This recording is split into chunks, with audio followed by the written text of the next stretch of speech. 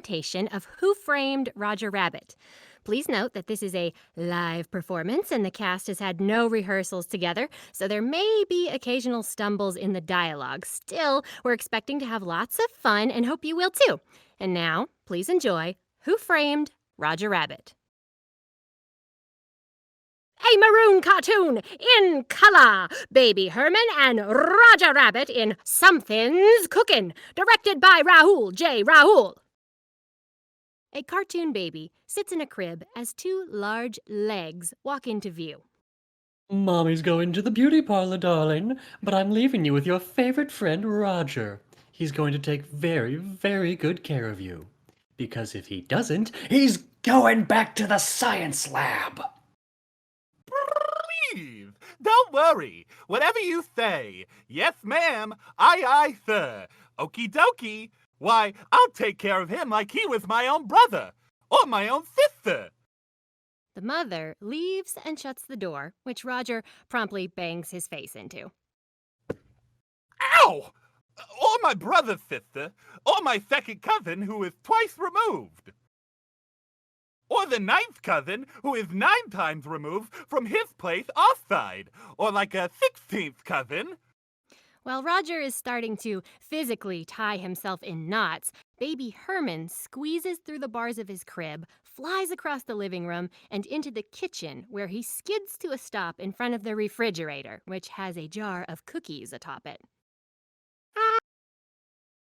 Who is 16 times removed from my mother's side. Or a 32nd cousin who is 37... Baby Herman lands in front of the fridge and looks up at the fridge where the cookie jar is. Times removed from his father's side, who is 11, or like my 17th cousin, who is 156 times removed from any side. Roger hears a noise from the kitchen and his eyes bug out of his head as he sees baby Herman climbing up some open drawers. Whoa! Baby Herman crawls across the stove, turning on the burners as he goes, narrowly avoiding them. We'll save you, baby! Cookie. A rolling pin falls to the floor, and Roger accidentally steps onto it and begins log rolling across the room. Don't burn yourself, baby Herman! Roger rushes into the kitchen and slips on a rolling pin. Whoa! Whoa! Whoa! Whoa! Whoa! Whoa! As Roger rolls past baby Herman, a teapot is kicked onto his head. I'll turn down the lights. Boy, it's dark in here. Don't they pay the electricity? What happened? Not seeing where he is going, he rolls into the open oven, which slams shut, and baby Herman's foot kicks the temperature knob up to volcano heat. Where are you, baby? Where are you? Herman crawls across some plates in the sink as smoke begins rising out of the oven.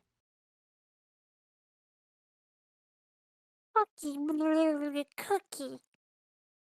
Herman accidentally turns on the tap, and water starts spilling onto the floor, along with a bar of soap. The temperature reading on the oven changes to well done, and Roger bursts out, his butt on fire as he runs circles across the kitchen walls.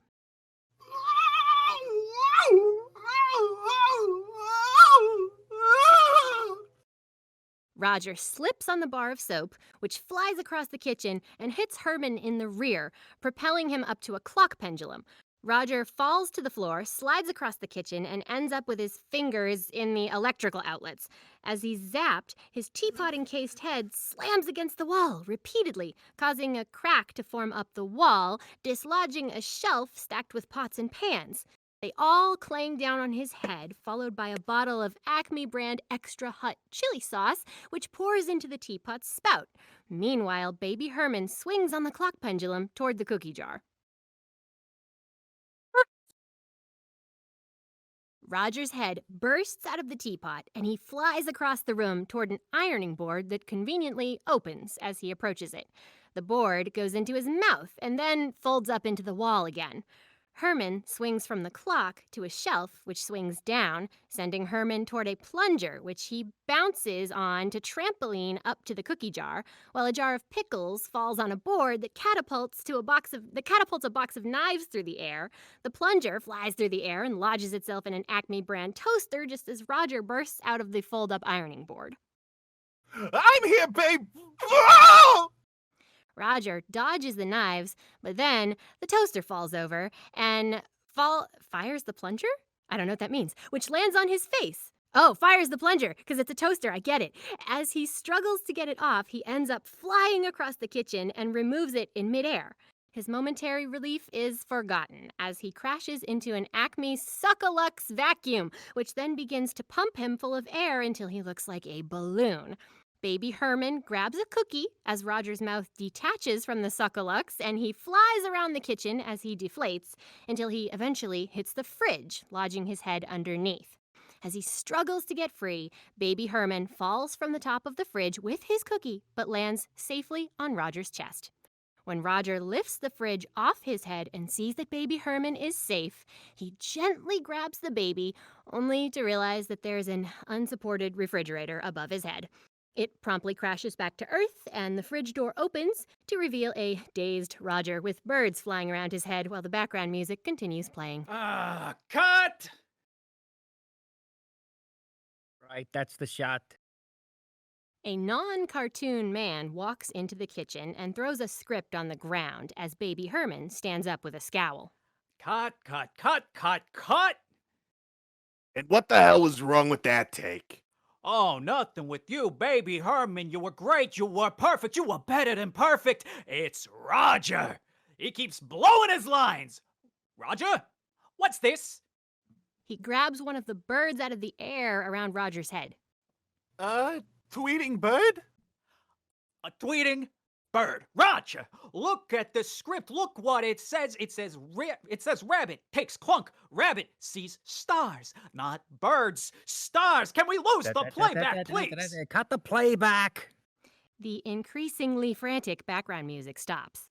Oh, Roger, you're killing me, killing me. For crying out loud, Roger, how the hell many times do we have to do this damn scene? Raoul, I'll be in my trailer taking a nap. Oh, excuse me, toots. Oh, my stomach can't take this. This set is a mess. Clean this set up and get him out of there. Or seal him up in it. Lose the lights and say lunch. Lunch. That's lunch. We're on a half. Roger climbs out of the refrigerator and follows Raoul off the set. Please, Raoul, I could give you stars.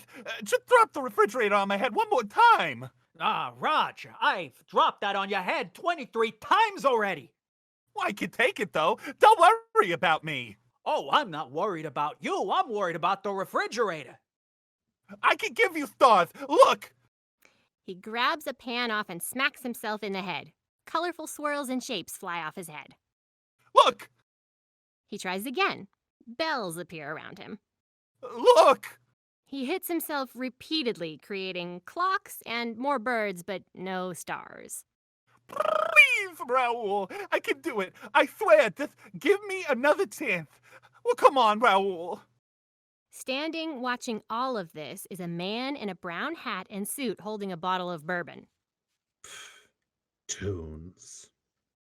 The man takes a swig from his bottle and puts it back in a holster on his belt. Just give me another chance. Look, watch, Raoul. Watch, Raoul. Please. You gotta give me another chance. Come on, Raoul. A secretary meets the man and leads him into a large office. Mr. Maroon, Mr. Valiant's here to... Mr. Maroon, a middle-aged man in a fancy suit, waves his hand dismissively as he watches a film being played on a moviola by an editor. The secretary turns to the guest before leaving the room and closing the door behind her. He'll be right with you. He doesn't do his paperwork either. No. Wait until he gets to his feet, then hit him with the boulder. The editor wheels the machine away and Maroon turns to his guest. How much do you know about show business, Mr. Valiant? Only there's no business like it. No business I know. Yeah, and there's no business more expensive. I'm 25 grand over budget on this latest Baby Herman cartoon. You saw the rabbit blowing his lines. He can't keep his mind on his work. You know why? One too many refrigerators dropped on his head? Ah, he's a toon. You can drop anything you want on his head. He'll shake it off. But break his heart. He goes to pieces just like you and me. Read that. Seen cooing over calamari with not-so-new sugar daddy was Jessica Rabbit, wife of Maroon cartoon star Roger. What's this gotta do with me? You're the private detective. You figure it out. Look, I don't have time for this. Look, Valiant, his wife's poison, but he thinks she's Betty Crocker. I want you to follow her. Get me a couple of nice, juicy pictures I can wise the rabbit up with. Forget it, I don't work Toontown. What's wrong with Toontown? Every Joe loves Toontown. Well, get Joe to do the job, because I ain't going. Valiant begins walking toward the door, but Maroon grabs him by the shoulder and leads him toward his desk. Whoa, fellow. You don't want to go to Toontown? You don't have to go to Toontown. Nobody said you had to go to Toontown anyway. Have a seat, Valiant. Rabbit's wife sings at a joint called the Ink and Paint Club. Toon Review. Strictly humans only. Okay? So what do you think, Valiant?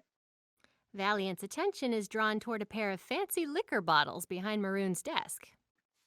Well, Valiant moves to the bottles and starts pouring himself a drink. The job's gonna cost you $100 plus expenses. $100? That's ridiculous. So's the job. All right. You got your $100. Have a drink, Eddie. Don't mind if I do. Valiant hears a pair of workers yelling outside and looks out the window. Look, I got it. Careful, Dave. I've got it. Dave, you're gonna drop it. I'm not gonna drop it. Dave, you're gonna drop it. I'm dropping it. Dave drops a large wooden box, which shatters and releases a band of tune instruments that begin to loudly play a high-speed march and run around the studio lot. As Valiant watches, a pair of eyes suddenly appear at the window, and he immediately ducks to the ground.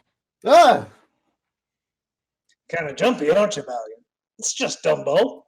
I know who it is. I got him on loan for Disney. Him and half the cast of Fantasia. Best part is, they work for peanuts. He hands Eddie a check before throwing a handful of peanuts out the window. Dumbo flies off, sucking them up with his trunk. Well, I don't work for peanuts. Where's the other 50? Let's call the other 50 a carrot to finish the job. You've been hanging around rabbits too long. Valiant parts ways with Maroon and steps outside. He sees a saxophonist playing the Sorcerer's Apprentice to some brooms that are sweeping the lot. A toon stork with a mailbag rides by on a bike and crashes into a wall. A toon hippo in a tutu, distracted by the stork, bumps into the detective. Excuse me. Valiant walks past a group of cows practicing their lines. Moo, moo, moo, moo. The hippo sits on a bench next to a workman, and the bench promptly collapses, catapulting the man into the sky. Oh, so sorry. Valiant crosses the road and tries to catch a trolley. He shows the conductor the check Maroon gave him. What do I look like, a bank? The conductor slams the door in Eddie's face. Valiant waits for the trolley to go past him and then swings himself onto the back, where two other kids are sitting. Another kid comes running after them. Wait for me. Hey, come on, hurry up! Hey, mister, ain't you got a car?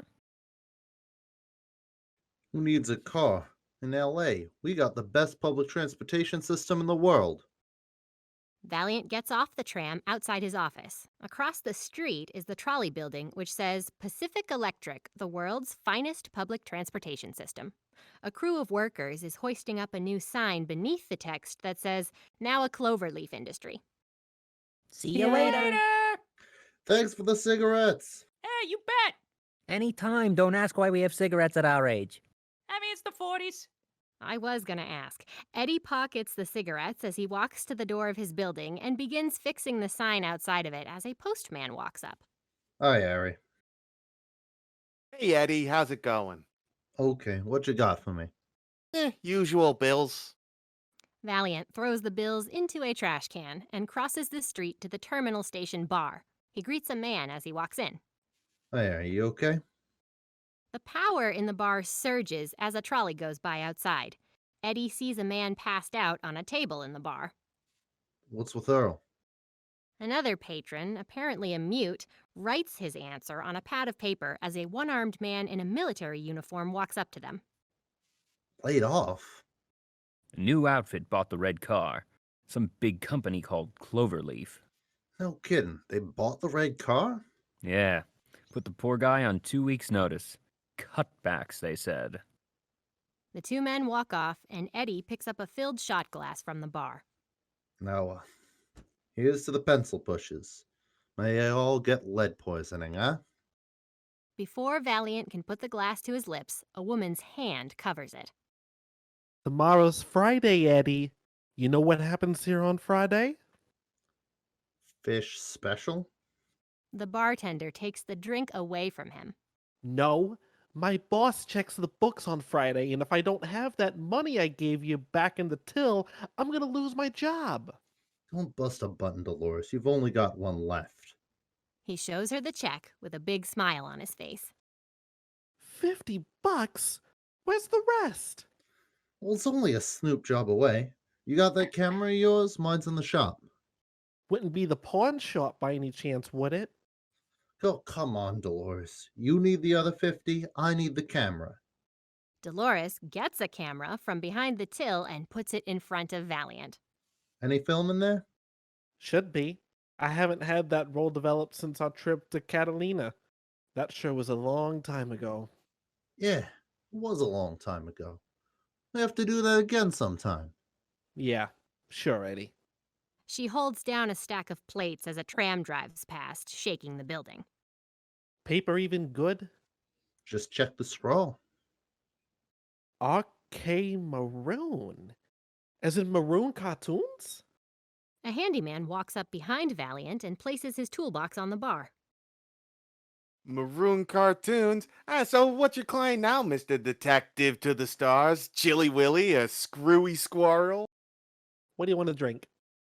I'll take a beer's all. So what happened, huh? Someone kidnapped Dinky Doodle? Cut it out, Angelo.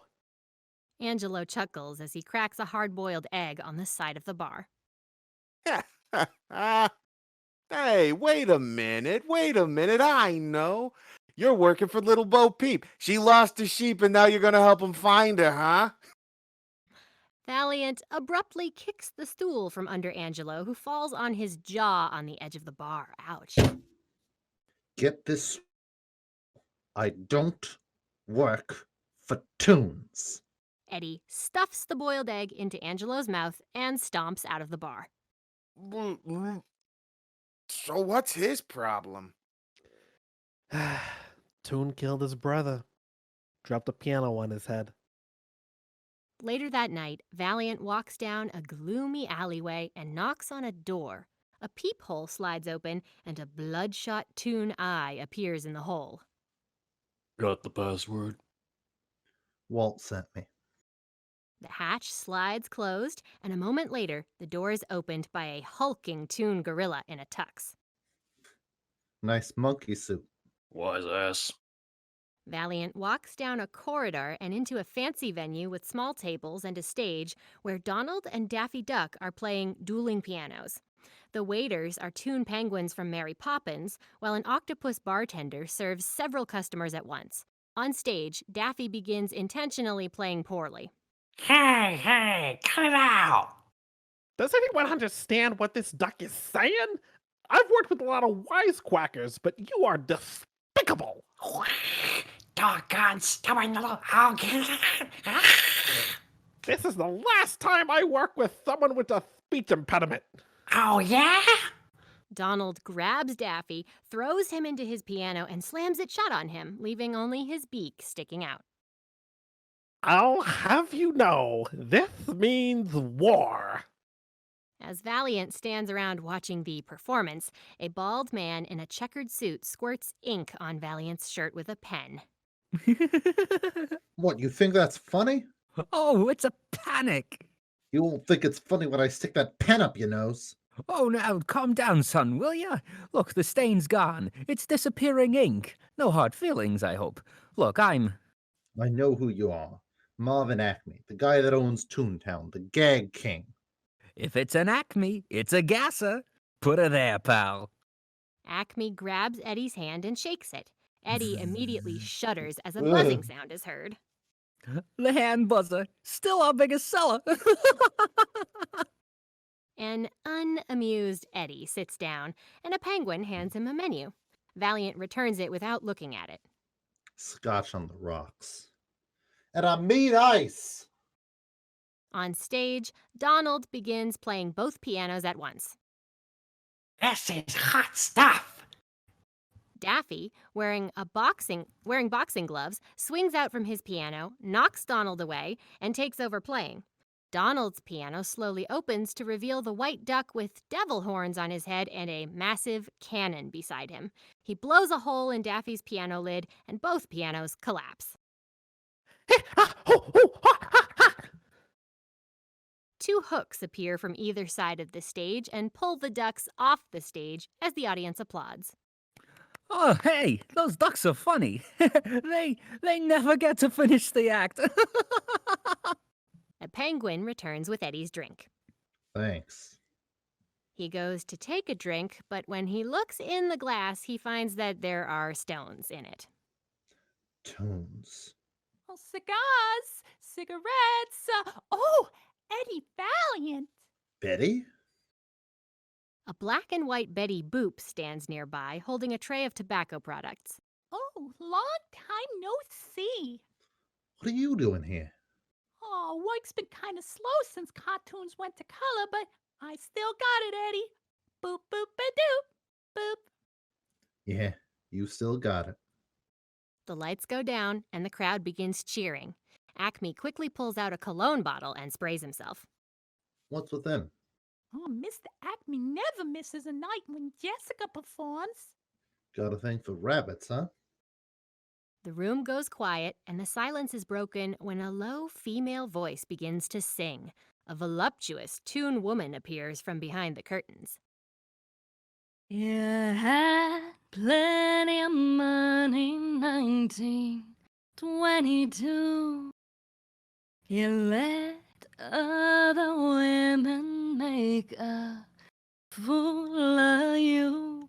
Why don't you do right like some other men do? Get out of here. Get me some money, do. Valiant stares at Jessica, completely gobsmacked. She's married to Roger Rabbit? Yeah. What a lucky girl.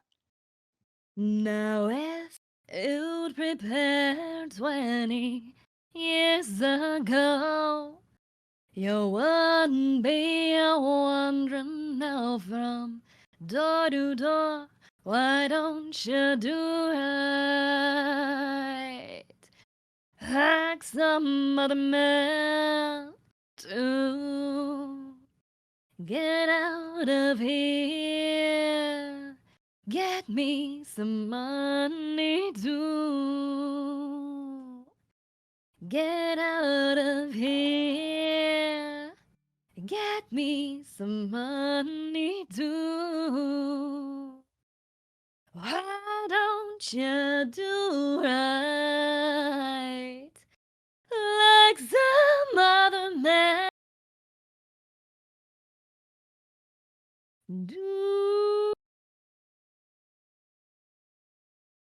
As she sings, Jessica teases the crowd. Oh, sorry. You cut out, so I couldn't hear the end of the do. As she sings, Jessica teases the crowd, giving special attention to Marvin and Eddie. There is thunderous applause as she finishes her song and disappears behind the curtain. After the show, Valiant sneakily tails Acme to Jessica's dressing room. The Gag King knocks on the door, holding a bouquet of roses. Who is it? Jessica, dear, your Marvin is here. Jessica lets him into the room and closes the door behind him. Valiant stands by the door, listening to muffled words as he tries to peer through the keyhole. You sure murdered him again tonight, baby. I really mean it. My darling, you were superb. You were absolutely, truly, honestly verschmoiled that audience. Oh, that's a really good Yiddish word. I don't even know what verschmoiled mean, but it seems fun. You killed him, you slayed him, you belted him into little pieces.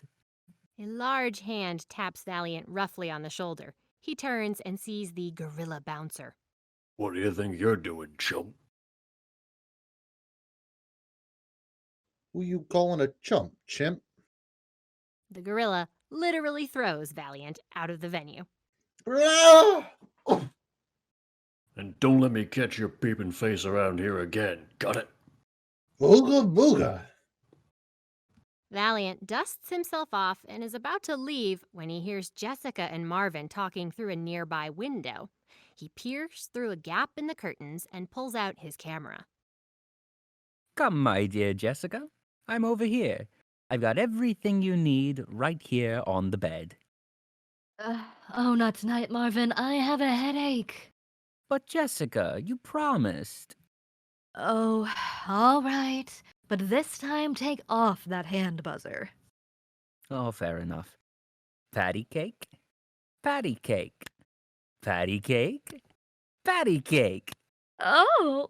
Patty cake? Patty cake. Marvin, oh! Patty cake, patty cake, patty cake, patty Oh, cake. Marvin! You've gotta be kidding me. Later, in Maroon's office, Roger is distraught. Patty cake! Patty cake! I don't believe it! Patty cake! Patty cake, is that true? Take comfort, son. You're not the first man whose wife played patty cake on him. I just don't believe it. I won't believe it. I can't believe it. I shan't believe it. Believe it, kid. I took the pictures myself. She played patty cake. Roger flips through a set of pictures so fast that it looks like they're animated.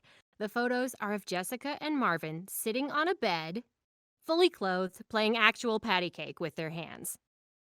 No, not my Jessica, not patty cake. This is impossible. I don't believe it. It can't be. It just can't be. Jessica's my wife. It's absolutely impossible. Jessica's the light of my life, the apple of my eye, the cream in my coffee. You better start drinking it black, because Acme's taking the cream now. Hard to believe. Marvin Acme's been my friend and neighbor for 30 years. Who would have thought he was a sugar daddy?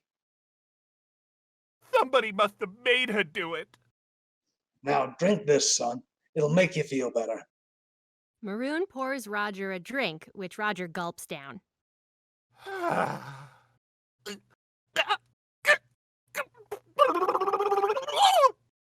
Roger turns a variety of colors, and his eyes bulge as he shoots into the air and emits a whistling sound so high-pitched that it breaks all the glass awards on Maroon's shelves, a lamp, the liquor bottles, and eventually the glass in Valiant's hand.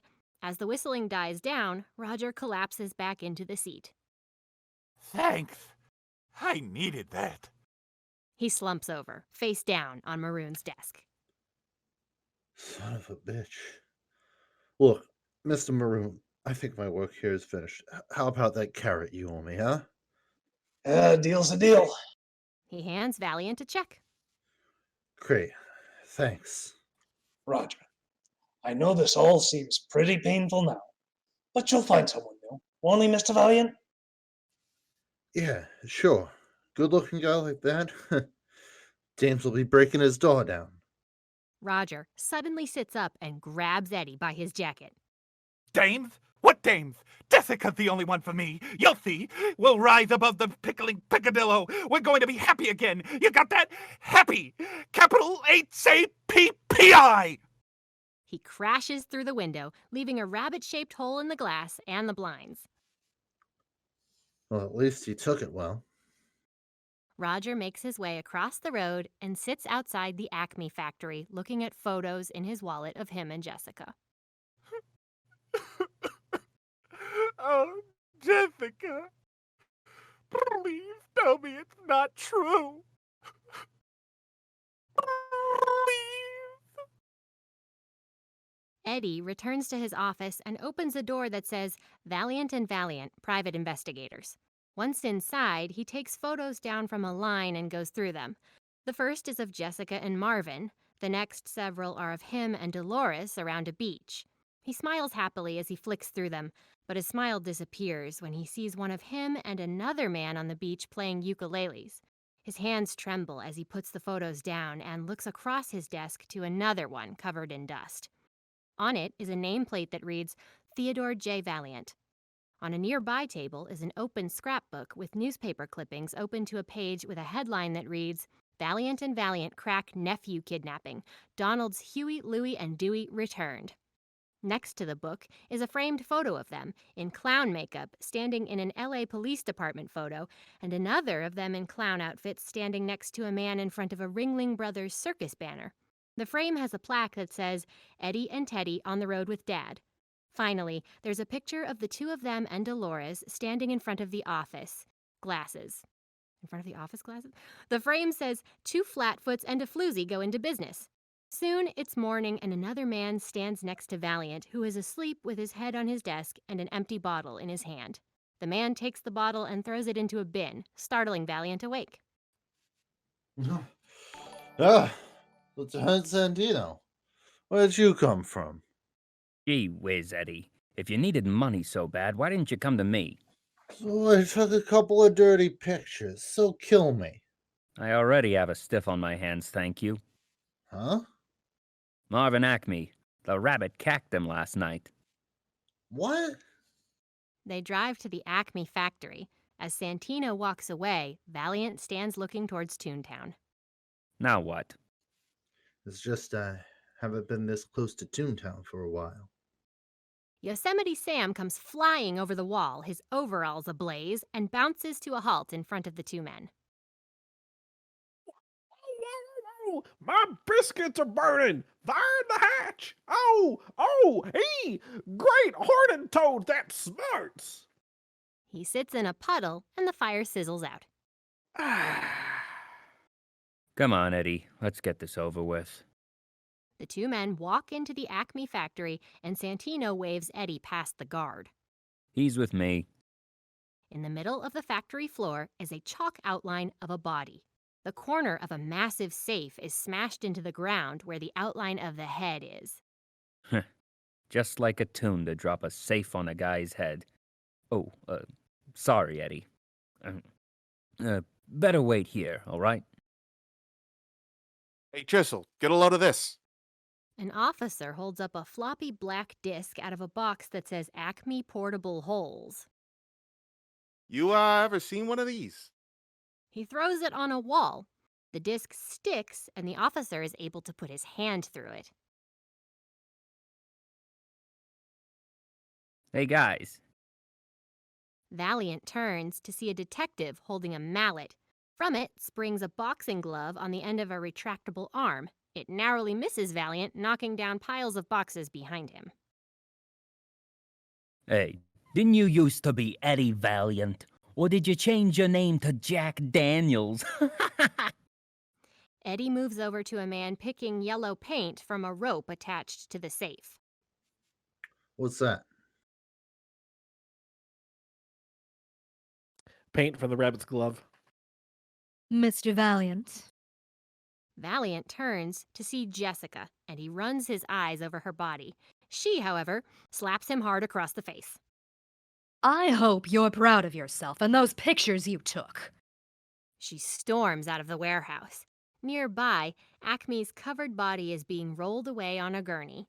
The men pushing it bump into one of the many piles of boxes, and one bursts open to release pairs of Toon shoes and boots.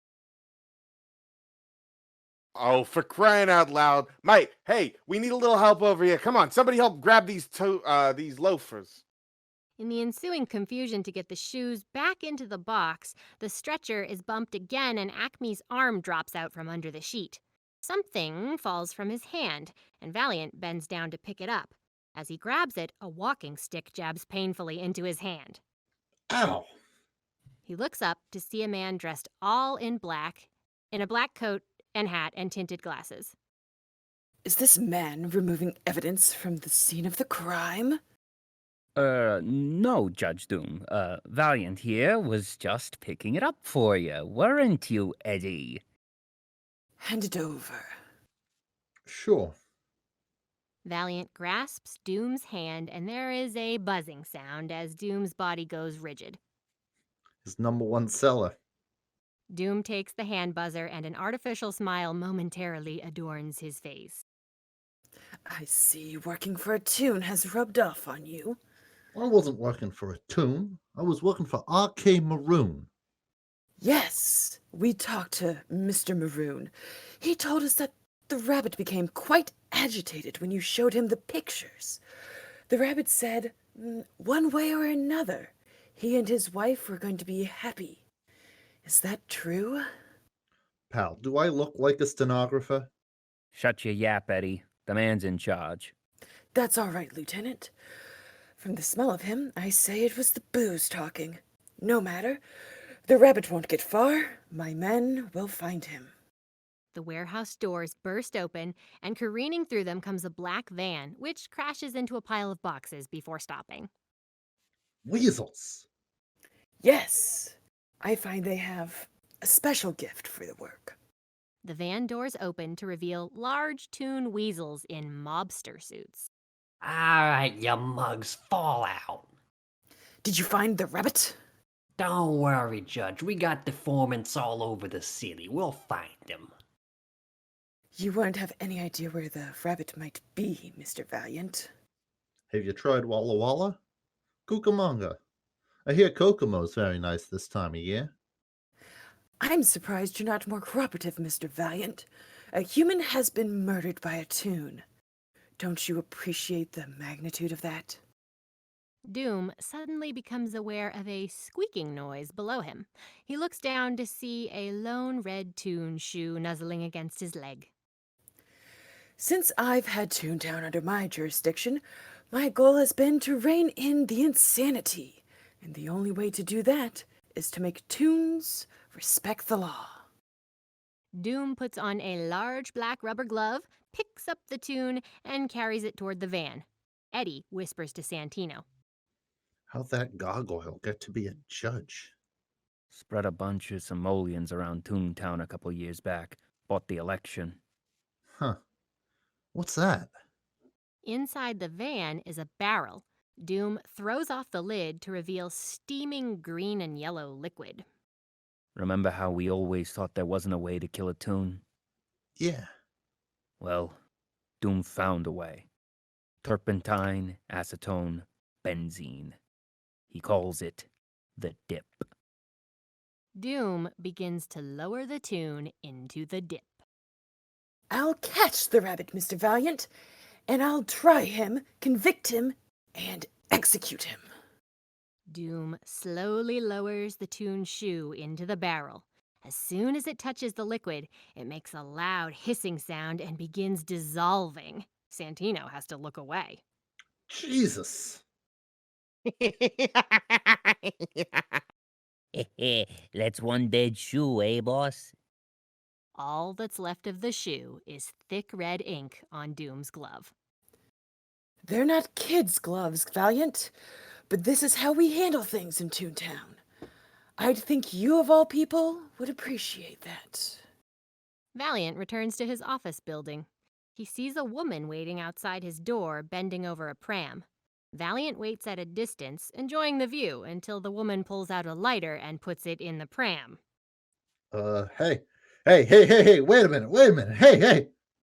The woman steps aside to reveal baby Herman in the carriage, smoking a cigar. I've been trying to make him quit, but he just won't listen to me.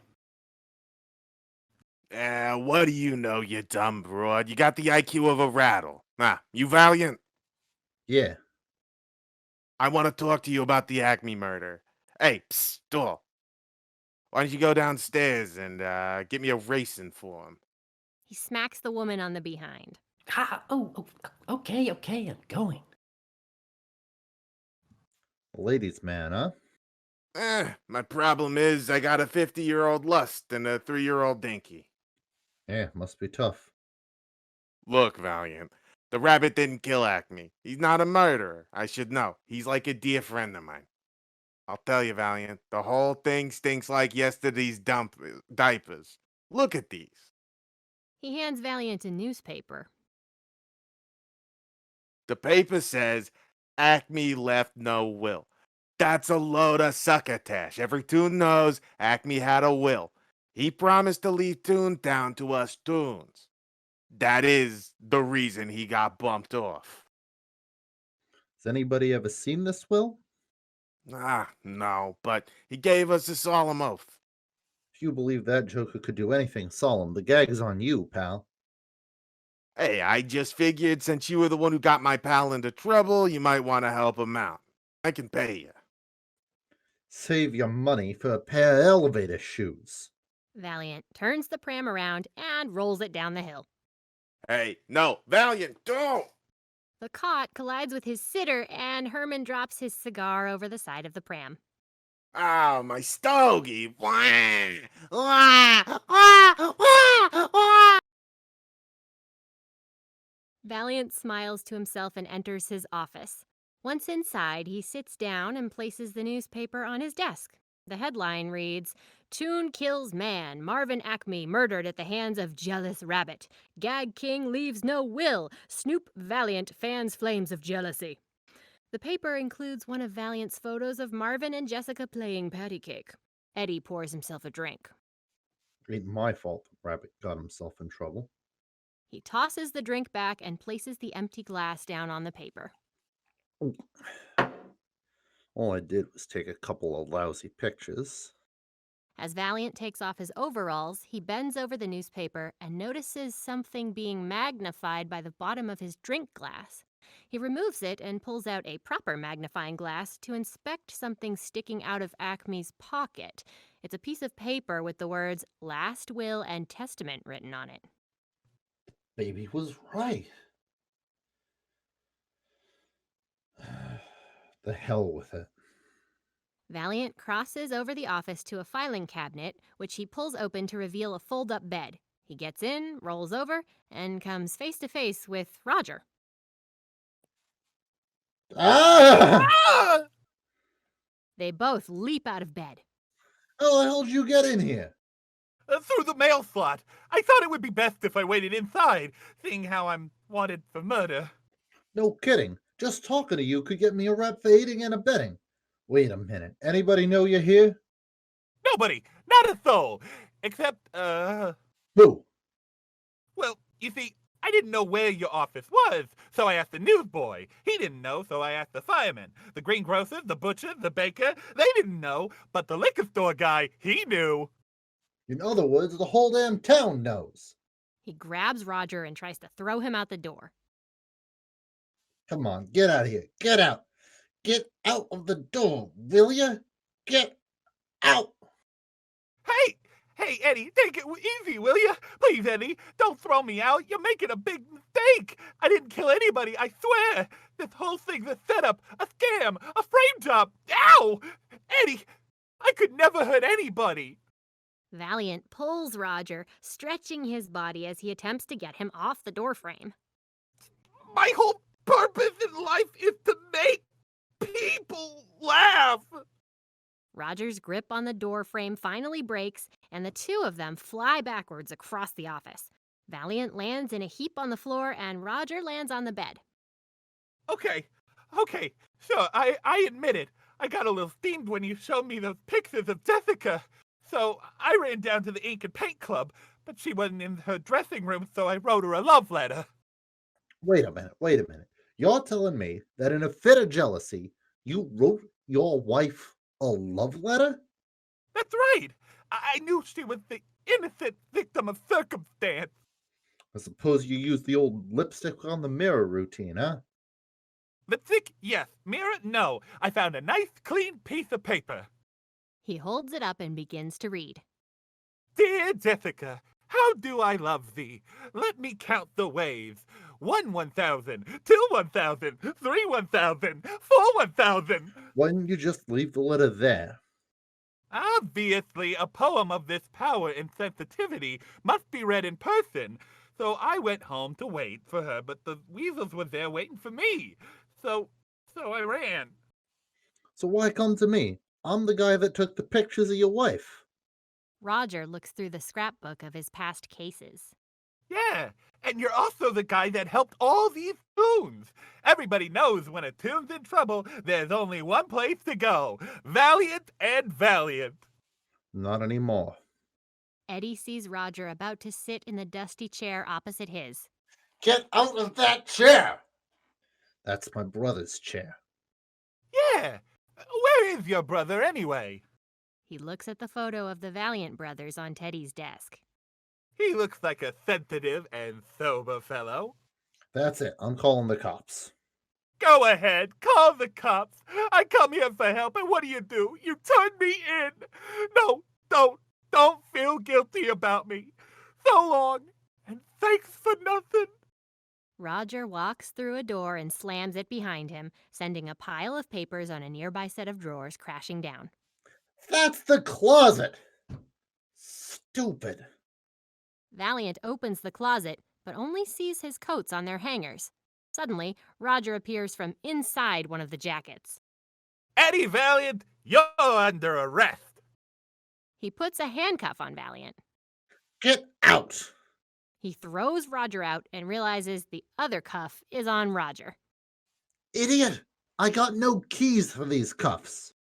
Huh? They both turn as they hear the sound of a police siren. Roger drags Valiant over to the window and they look outside. A black car rear-ends another vehicle as it parallel parks and the weasels climb out. Come on, get the lid out, will ya? Move it, would ya? Move it! Yeah, it's the Tune Patrol. Hide me, Eddie. Please. Roger dives under the bed, dragging Valiant with him, but the bed folds up into the wall. He then tries hiding in some drawers, making Valiant bang his head on the side. Ugh. Remember, you never saw me. Get out of there. Don't let him find me. Come on, Eddie. You're my only hope. There's banging on the door. Open up in the name of the law. We know where you are. We know you're in there. Open the door, Valiant. Please, Eddie. You know there's no justice for tunes anymore. If the weasels got their hands on me, I'm as good as dead. Don't make us wait up, Valiant. We just want the rabbit. What are we gonna do, Eddie? What are we gonna do? What are we gonna do? What's all this we stuff? They just want the rabbit. The door handle is shot off by a machine gun and the weasels pour into the room. Looks like they gave us the slip, huh, boss? Nah, Valiant's got him stashed somewhere. The lead weasel sees Valiant standing at his sink washing dishes. Hold it right there. Hello, boys. I didn't hear you come in. Okay, wise guy. Where's the rabbit? Haven't seen him. What's in there? Eddie pulls a sock out of the soapy water. My lingerie. Ugh! Sheesh, Valiant. As the weasel turns away, Roger suddenly bursts out of the sink. Valiant forces Roger back under the water, and the weasel gives him a suspicious look. Yeah. Search the place, boys, and leave no stone unturned. Look, Valiant, we got a reliable tip-off that the rabbit was here. It was corrugated by several others. So, cut the bullshit. You keep talking like that. I'm have to wash your mouth out. Valiant stuffs a bar of soap in the weasel's mouth, and he rolls away just as Roger bursts out of the sink again. Eddie shoves him down again. Stop that laughing! Stop that laughing! You know what happens when you can't stop laughing? He hits his associates with a plunger. One of these days you're gonna die laughing. As for you, Valiant, step out of line and we'll hang you and your laundry out to dry. Come on, boys, let's amscray. The weasels leave just as Roger bursts out of the sink and water fountains out of his mouth. They're gone. Jeepers, Eddie, that was swell. You saved my life. How can I ever repay you? He grabs Valiant and gives him a big kiss on the lips. Valiant struggles and throws him off. Yeah. For starters, don't ever kiss me again. Later that day, Valiant arrives at the bar wearing a trench coat, looking much larger than usual. Will you stop kicking me? Stop kicking, will you? He spots Dolores just as a trolley loudly passes by. Dolores. Dolores! Dolores! Dolores and everyone else at the bar looks his way. Hey, Eddie, you made front page today. Yeah, guess I made some ink. And what ink? Roger forces his head out of the trench coat. Jeepers, Eddie, that complete. Eddie stuffs Roger back under his coat, forming a big bulge as he turns toward Dolores. So tell me, Eddie, is that a rabbit in your pocket, or are you just happy to see me? Cut the comedy, Dolores. I've had a very hard day. Dolores leads Valiant through a secret door to a hidden back room. Gotta get out of these cuffs. Oh, swell. Roger pops out of Eddie's coat again. Whoa! Jeepers, Eddie, that almost killed me. Boy, what is this? Some kind of a secret room? It's a rock gut room, a holdover from Prohibition. Oh, I get it. A speakeasy, a gin mill, a hooch parlor. Tools are up here, Eddie. Roger suddenly runs across the room, dragging Valiant with him. Look at this! It's a spy hole! Jeepers, Eddie, that would be a great place to hide. Roger peers through the hole in the wall and sees a patron's table. His eyes extend outward, knocking over a beer bottle. Crazy tunes. Oof! Valiant pulls Roger away and knocks his head on the low light while Dolores closes the spy hole. Watch your head. You know, I thought you'd said you'd never take another tune case. What, do you have a change of heart? Nothing's changed. Somebody's made a patsy out of me, and I'm gonna find out why. Eddie grabs a saw and puts his and Roger's cuffed hands on a crate. As he saws at the links connecting them, the crate wobbles back and forth. Hold still, will you? Roger slips his wrist out of the cuff and uses both hands to steady the crate. Does this help? Yeah, thanks. Valiant looks up at Roger and stops, sawing. Roger hurriedly puts his hand back in the cuff. Do you mean to tell me you could have taken your hand out of that cuff at any time? No, not at any time. Only when it was funny. Come on, Eddie. Where's your sense of humor? Is he always this funny, or only on days he's wanted for murder? Listen, my philosophy is this. If you don't have a good sense of humor, you're better off dead. You just may get your wish unless I can figure out what happened to this. He throws a photo to Dolores. What is it, Eddie? Just look at it. Mr. Acme's will. Yeah, and I think Maroon played the part of sound mind, and your wife the part of sound body. Why, I resent that innuendo. What's the scheme, Eddie? I don't think they got the will. But how do you know? Because they were still looking for it after they killed him. Anything I can do? Maybe you could go down and check the probate. Yeah, check the probate. Why, my Uncle Thumper had a problem with his probate, and he had to take these big pills and drink lots of water. Not prostate, you idiot. Probate. Let me get this straight. You think my boss, R.K. Maroon, dropped a safe on Marvin Acme's head so he could get his hands on Toontown? Eddie finally succeeds at sawing through his handcuff. Yeah, that's my hunch. Now, could he stay here for a couple of days? Not gonna do anything crazy, is he? Roger slides a knife file through one ear and out the other. What are you doing? Back to the office. At Valiant's office, the shadow of a curvaceous woman casts itself over the door from the inside. Mr. Valiant. Mr. Valiant.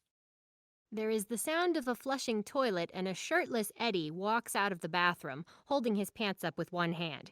He stares at Jessica in surprise. She definitely wasn't there a minute ago. You've got the wrong idea about me, Mr. Valiant. I'm a pawn in this, just like Roger. Can you help me find him? Just name your price and I'll pay it. Yeah, I bet you will. You've got to have the rabbit to make this scam work. No, no, no, no. I love my husband. You've got me all wrong. You don't know how hard it is being a woman looking the way I do. Yeah, well, you don't know how hard it is being a man looking at a woman looking the way you do. I'm not bad. I'm just drawn that way. Weren't you the one I caught playing patty cake with old man Acme? You didn't catch me, Mr. Valiant. You were set up to take those pictures. What are you talking about?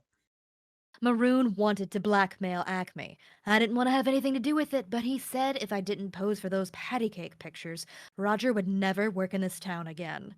I couldn't let that happen. I'd do anything for my husband, Mr. Valiant. Anything. Jessica presses her fantastically large mommy milkers against Eddie and puts her hands on his shoulders. What a wife.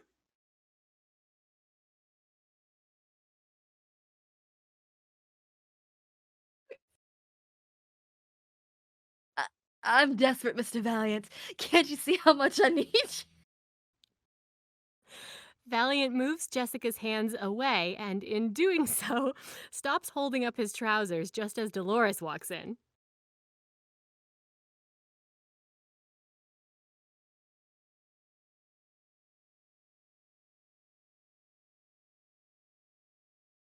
Dolores? I think Dolores is still dying.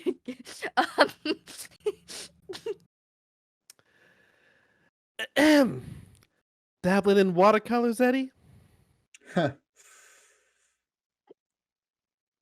Valiant leans down and grabs his trousers. As he stands up, his head bumps Jessica's mommy milkers.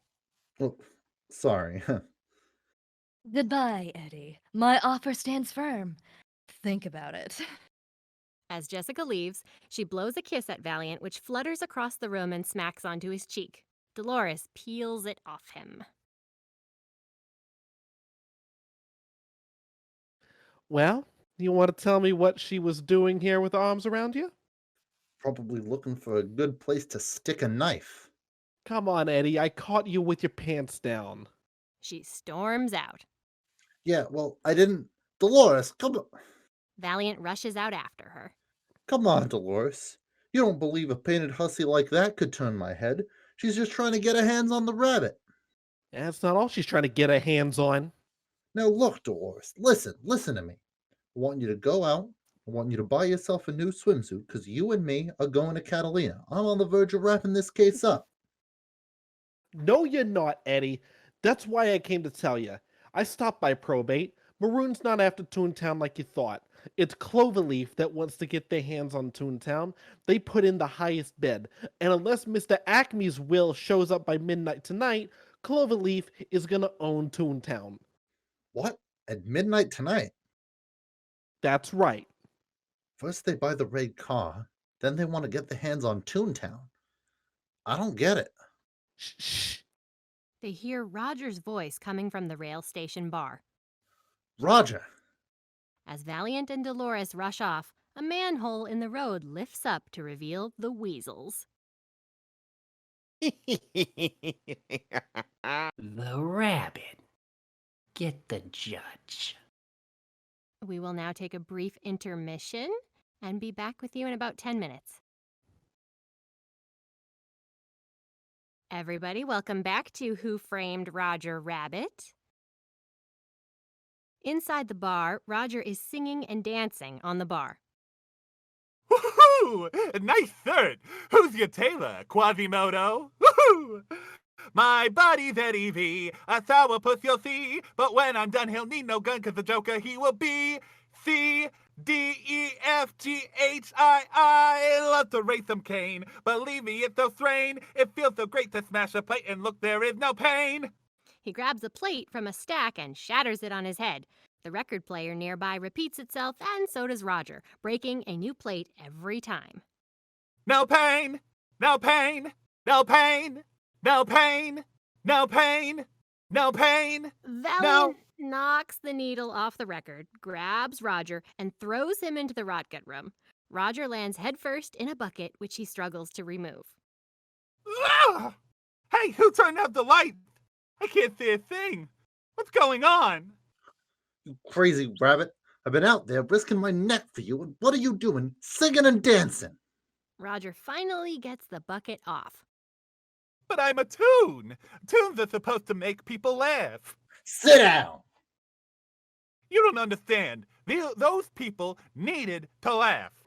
Yeah, and when they're done laughing, they'll call the cops. That guy Angelo would rat you out for a nickel. Not Angelo. He never turned me in. Why? Because you made him laugh? That's right. A laugh can be a very powerful thing. Why, sometimes in life, it's the only weapon we have. Laughter is the most... A red light starts to flash in the room. Out at the bar, Dolores is pressing a button under the bar as Judge Doom enters the bar, followed by the weasels. Eddie and Roger watch from the spy hole as most of the patrons leave the bar. I'm looking for a murderer. A rabbit. A toon rabbit about, yay, He pushes a man to his knees. big. Look, there's no rabbit here, so don't harass my customers. I didn't come here to harass. I came here to reward. He walks up to the one-armed soldier and uses his empty sleeve to wipe away the word French from the daily specials blackboard. He then makes the chalk screech as he writes a new word. When he's finished, the board reads, Rabbit Dip, $5,000. Angelo perks up. Hey, I seen a rabbit. Where?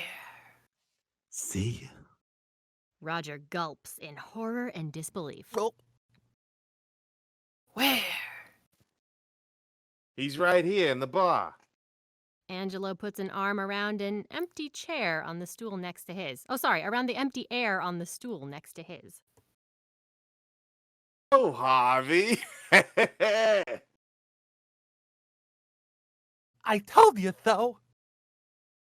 Doom smiles menacingly at Angelo, but stops and turns around when he hears the record quietly turning. He takes the record off and examines it. Merry-go-round broke down. Quite a loony selection for a group of drunken reprobates. Doom sniffs the record. He's here. Doom throws the record like a frisbee, and it lodges itself in one of the weasel's mouths. Stop that laughing! Have you forgotten what happened last time? If you don't stop this laughing, you're gonna end up dead, just like your idiot hyena cousins. Hey, boss, you want we should disresemble the place? No, Sergeant. Disassembling the place won't be necessary. The rabbit's gonna come right to me. He taps his walking stick on the bar. No toon can resist the shave and a haircut trick. Doom moves around the bar, tapping various objects and segments of the wall as he goes. I don't know who's Toon here, you or Doom. Valiant turns and sees Roger trembling with strain. Roger, no! Roger, don't! Shave and a haircut. Roger crashes through the wall. Too bad! Doom grabs him around the throat as the weasels point knives at Valiant through the fresh hole in the wall. Hey, Judge, what shall we do with the wallflower? We'll see to him later. Right now, I feel like dispensing some justice. Bring me some dip.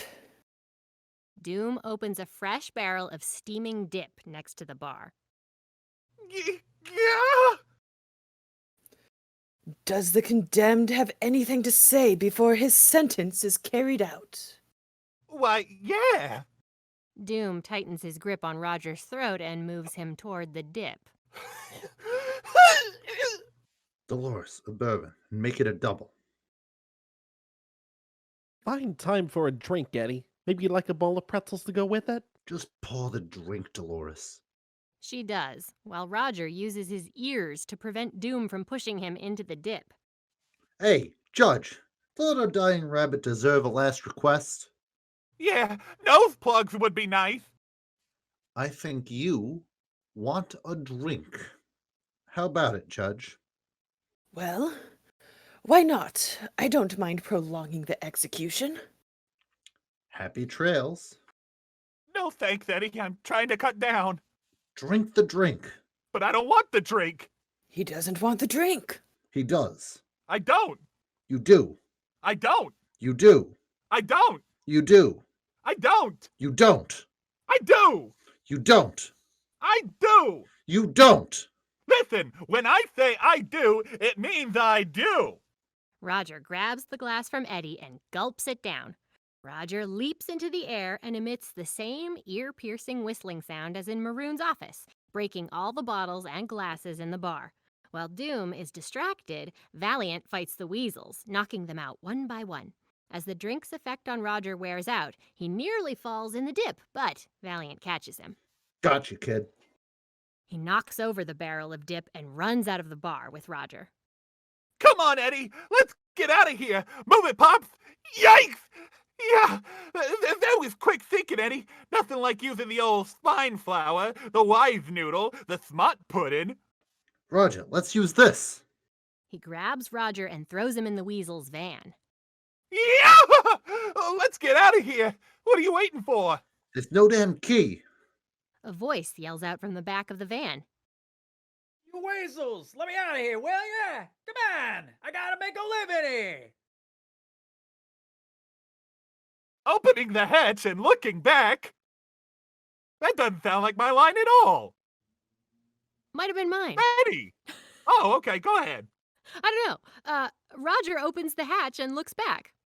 Yes, I do. Betty, is that you? No, it's Eleanor Roosevelt. Hey, come on, Raj, get me out of here. Roger squeezes through the hatch and the love letter to Jessica falls into Valiant's lap. He puts it in his pocket. Eddie, we got ourselves a ride. Open the doors. Valiant opens the van doors and a tuned taxi cab leaps out. Yeah, that's better. Can't believe they locked me up for driving on a sidewalk.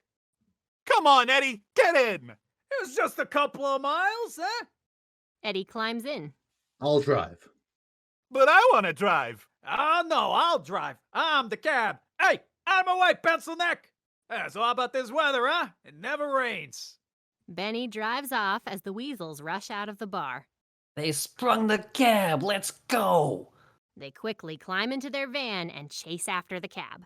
Move over. I'm driving. And how about those Brooklyn Dodgers? They bums or what? Benny, Eddie, we've got company. Benny swerves through some cars. Will you look at these two? Oh, excuse me, ladies, huh? Yeah! Now that's what I call a couple of road hogs. I'm gonna blow his head off. The weasel shoots out of the van window, but misses. A tram pulls out in front of Benny. Benny, look out for the... Yeah! Oh! Benny swerves out of the way just in time, and the weasels spin out. The cab drives off, but two police officers on motorcycles start following them, sirens blaring. Eddie, there's cops right behind us. Not for long, Roger.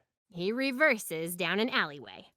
Ha ha! Now they're right in front of us.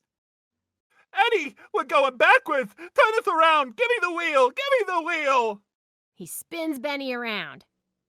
The cops are still on our tail. I know the cops are still on our tail. What do you think I am, Bly? Benny! They see the weasels driving straight for them from the other end of the alley. Hey, stupid! Pull the lever! Which one? Which one? Which one? A sign appears on the dashboard with an arrow and the words, "This one, stupid." I'm gonna ram 'em. Just before the weasels hit them, Benny suddenly raises up on hinges and drives over the van. Oh, I am getting too old for this lethal weapon reference. The weasels collide with the cops and send them flying. Jumping jeepers! Hey, Raj! Hey, what do you call in the middle of a song, huh? Gee, I don't know, Benny. A bridge! Benny nearly hits a bridge, but leaps over the side of the wall to land on the road, nearly hitting a woman and smashing through the railings in the middle. All right, well, fellas, where can I drop yous, huh? Somewhere we could go hide. Oh, I got just the place. And incidentally, should you ever need a ride, just stick out your thumb. Hey, share the road, will you, lady? Later that day, Valiant and Roger hide in the upper balcony of a cinema that is playing Disney cartoons. Laughing children fill the lower part of the theater. Boy, did you see that? Nobody takes a wallop like Goofy. What timing, what finesse, what genius! Shh, we're supposed to be hiding. What's wrong with you? What's wrong with you? You're the only person in the theater that isn't laughing. Is there nothing that can permeate your impervious puss? Hey, Eddie. Boy, nothing. What could have possibly happened to you to turn you into such a sourpuss? You want to know? I'll tell you. A tune killed my brother. A tune? No. That's right, a tune. We were investigating the robbery of the First National Bank of Toontown. Back in those days, me and Teddy liked working Toontown. Thought it was a lot of laughs. Huh. Anyway, this guy got away with a zillion simoleons. We trailed him down to a little dive in Yoxter Street. Went in, only got the drop on us, literally. Dropped a piano on us from 15 stories. Broke my arm, and Teddy never made it. Never did find out who that guy was. All I remember was him standing over me laughing, with those burning red eyes, and that high-pitched, squeaky voice. He disappeared into Toontown after that.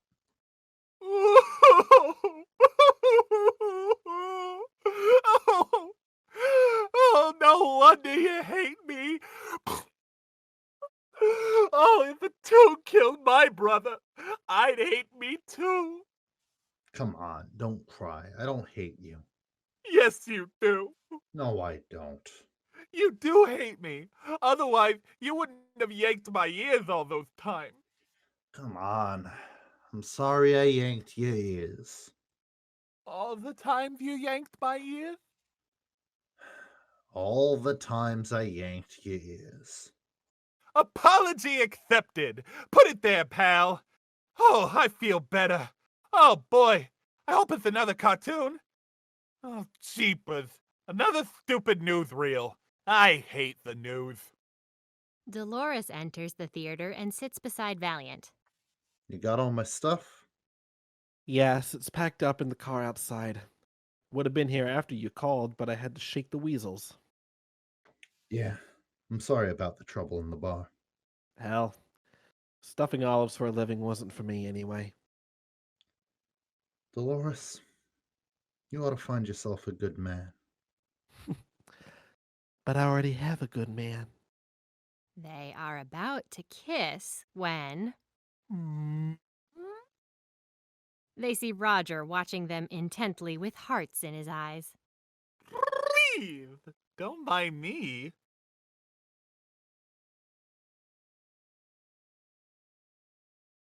You better get going, Eddie. They start walking out of the cinema together as another newsreel plays. Dateline, Hollywood, California. Cloverleaf Oil was on the move this week, acquiring 2 Hollywood institutions. I'm glad Teddy's not here to see me running with my tail between my legs. It's not so bad once you get used to it. The Pacific Red Car Trolley Line and the venerated Maroon Cartoon Studios. Here, R.K. Maroon is seen clinching a deal with Cloverleaf's bankers and execs in one of the biggest real estate deals in Californian history. Eddie turns That's toward it. the... Oh, sorry, go ahead. No, you're fine. Eddie turns toward the screen, eyes wide. That's it. That's the connection. That night, Valiant and Roger park outside Maroon Cartoon Studios. Let's forget it. There's nobody here. Is that it, or are you scared? Please. Me? Scared? Don't be ridiculous. Roger's teeth chatter nervously as he gets out of the car. When you called Maroon, you told him you had the will, but you don't. When he finds out, he's going to be mad. He might try to kill you. I can handle a Hollywood cream puff. I just don't want the odds to change. You cover my back. If you hear or see anything, beep the horn twice. Eddie heads into the building, leaving Roger behind. Yeah, that's it. Beep the horn twice. Cover your back. Boy, I'm ready. Duke said, eyes peeled, ears to the ground. Why, nobody gets the drop on Roger Rabbit. A hand holding a frying pan appears from behind a wall and hits Roger on the head, knocking him out and dragging him away. Meanwhile, Maroon puts a gold handgun into his pocket as he waits in his office. Valiant quietly enters and taps him on the shoulder. Ah! What's up, Doc? Valiant, what are you trying to do? Give me a heart attack? You need to have a heart before you can have an attack. Yeah. You got the will? Sure. He reveals a bit of paper from his jacket pocket, then slips it back in. I got the will. Question is, do you have the way? Because I can tell you now, it ain't gonna come cheap. You got a lot of brass coming here by yourself. Who said I'm here by myself? Meanwhile, an unconscious Roger is thrown into the trunk of a car by Jessica.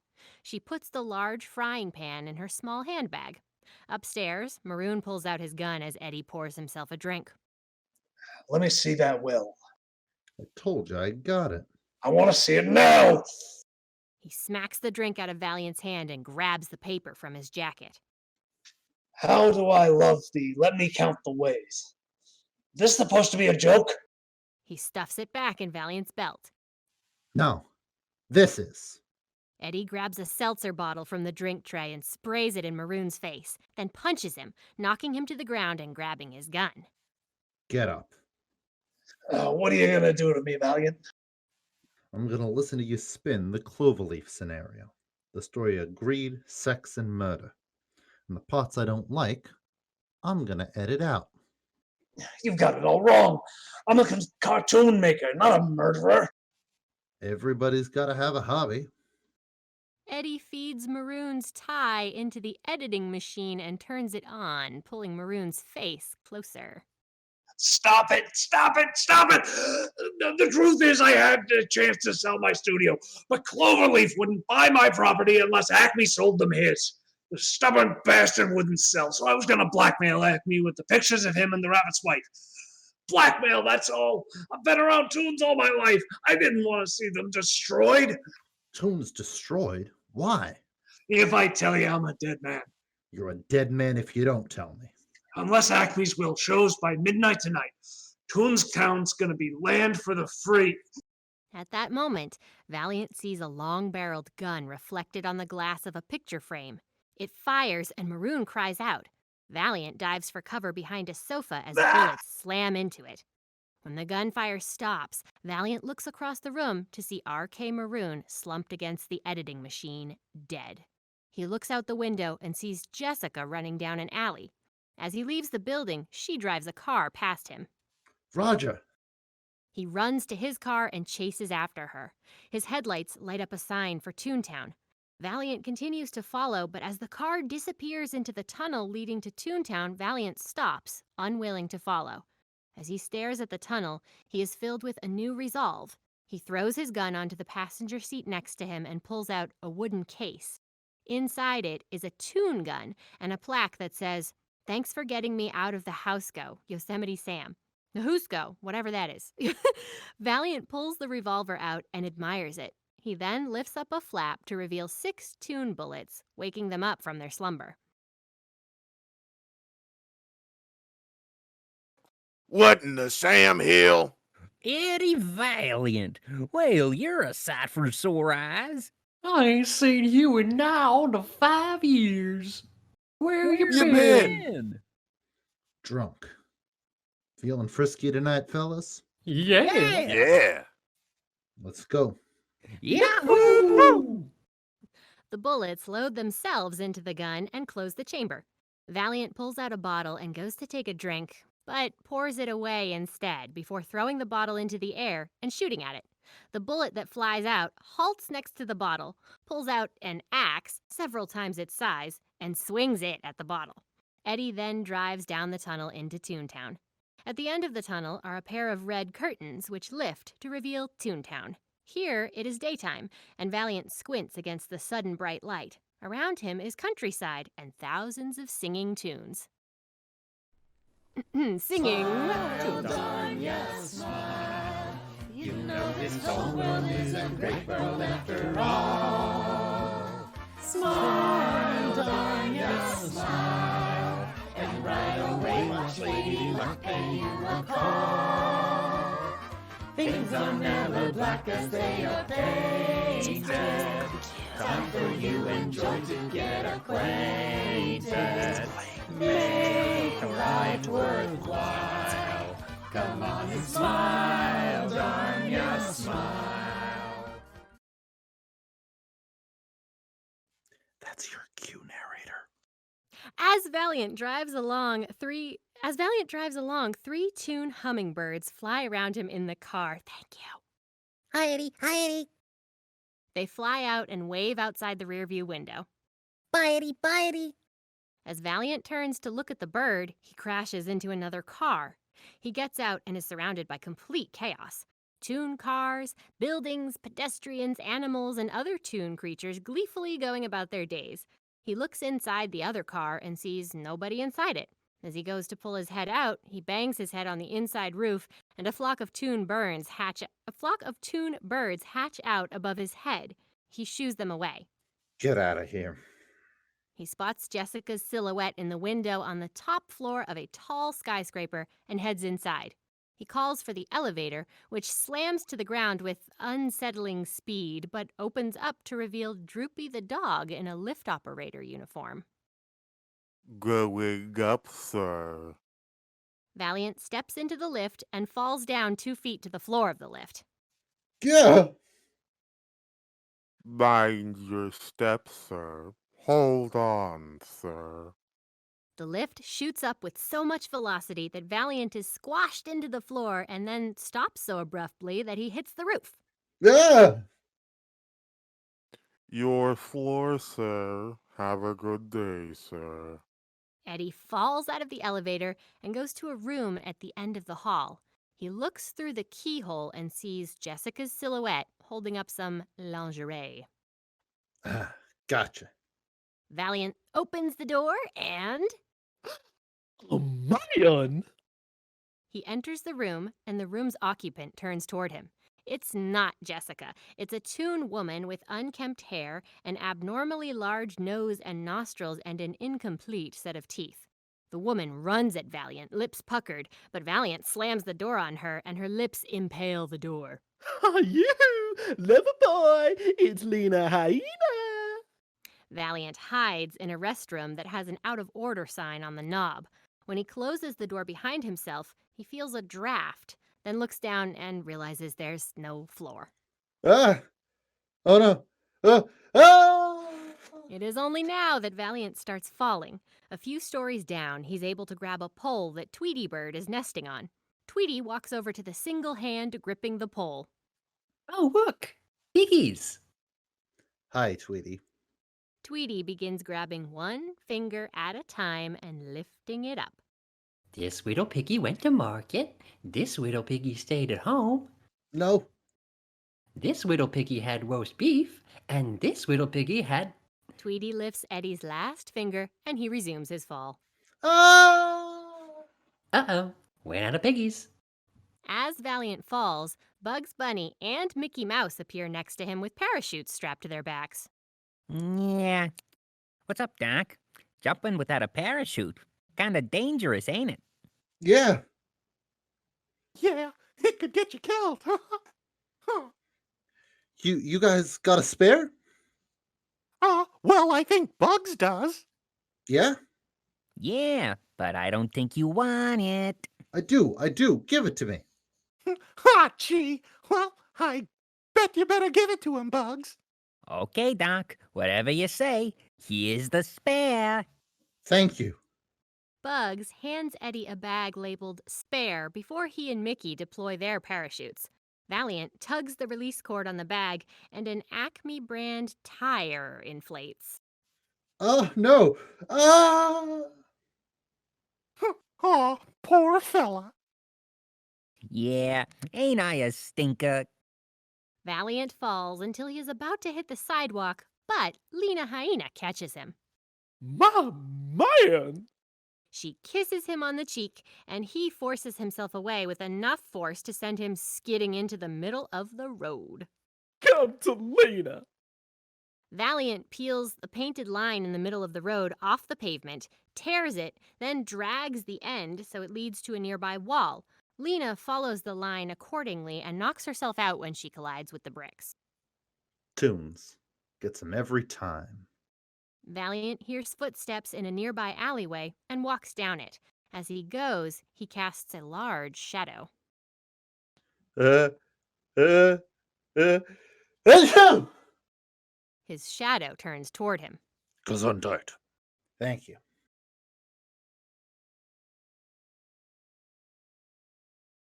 Valiant. Valiant turns to see Jessica pointing a gun at him. I always knew I'd get it in Toontown. From the other direction, a shadow that isn't Eddie's appears on the wall, pointing a long-barreled gun at the detective. Behind you. Jessica shoots, and the gun falls from the shadow's hand. Eddie pulls out his own gun and points it at Jessica. Drop it, lady. I just saved your life, and you still don't trust me. I don't trust anybody or anything. Not even your own eyes? She points to the gun on the ground. That's the gun that killed RK Maroon and Doom pulled the trigger.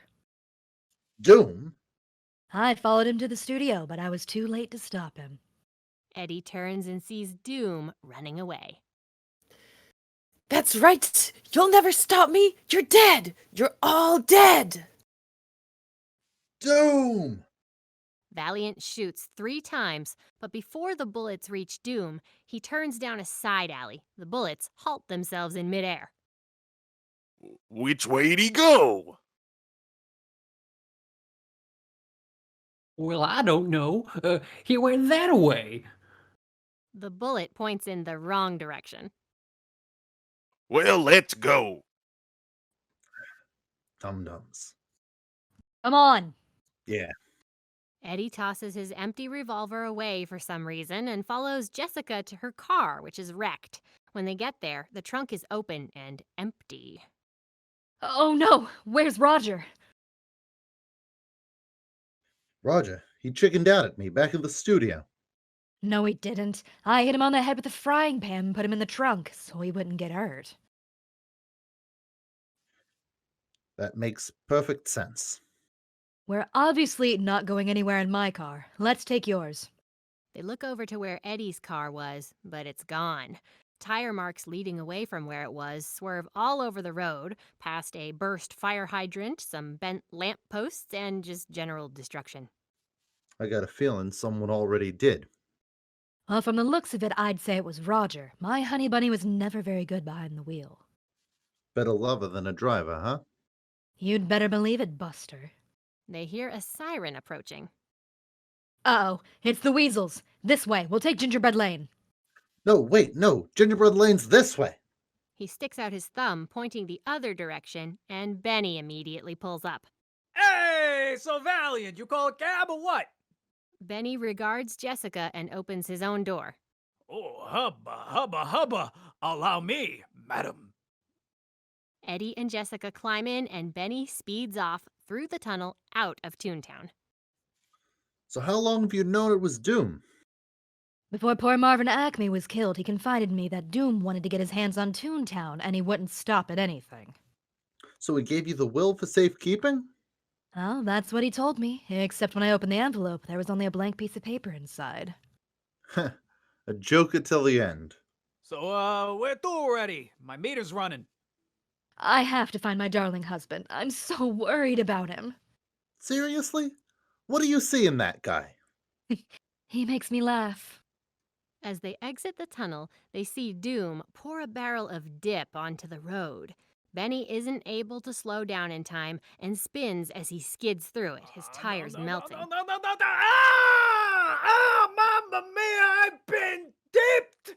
Benny crashes into a lamppost. Eddie and Jessica, who forgot to put on their seatbelts, fly out of the car and onto the side of the road as Benny passes out. Doom approaches them. What an unfortunate accident. Nothing more treacherous than a slippery road, and especially when driving in a maniacal tuned vehicle. The weasels drive out of the tunnel and pull up next to Doom. Good work, boss. Don't just stand there. Help them. Put them in my car. I think they'll enjoy attending the ribbon cutting ceremony at the Acme factory. Come on, you mugs. As the weasels take their prisoners, Benny opens one eye, sees what's happening, then pretends to be unconscious again. Soon enough, Valiant is being frisked by the weasels at the Acme factory. We searched Valiant, boss. The wheel ain't on him. Then frisk the woman. I'll handle this one. One of the weasels rolls up his sleeve and slides his arm between Jessica's breasts. There is a snapping sound, and he rapidly pulls his arm out with a bear trap clamped on it. Nice booby trap.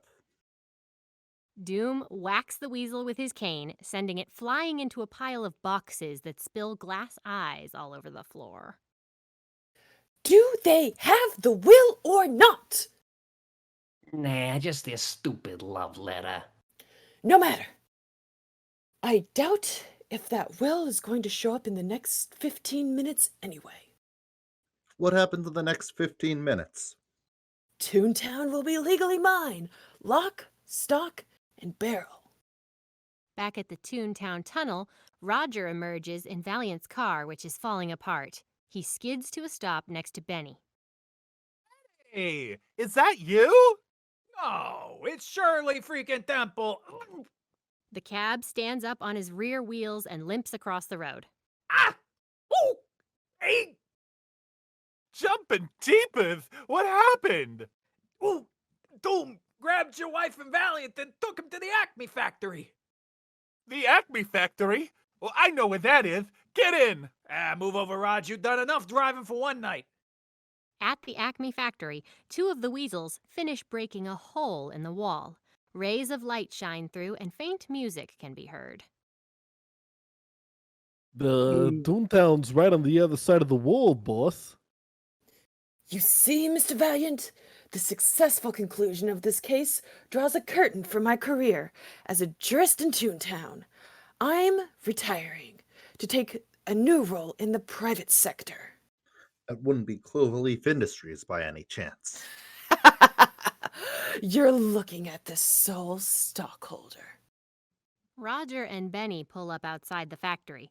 Benny trembles, holding a toon gun. Betty, you go for the cops. I'm going to save my wife. Whoa, Raj, be careful with that gun. This ain't no cartoon, you know. This is no way to make a living. Benny drives off as Roger fails to pull a window open. Wouldn't you know? Locked. He leans on the window, which swings forward. Roger falls through it and into a toilet that flushes him away.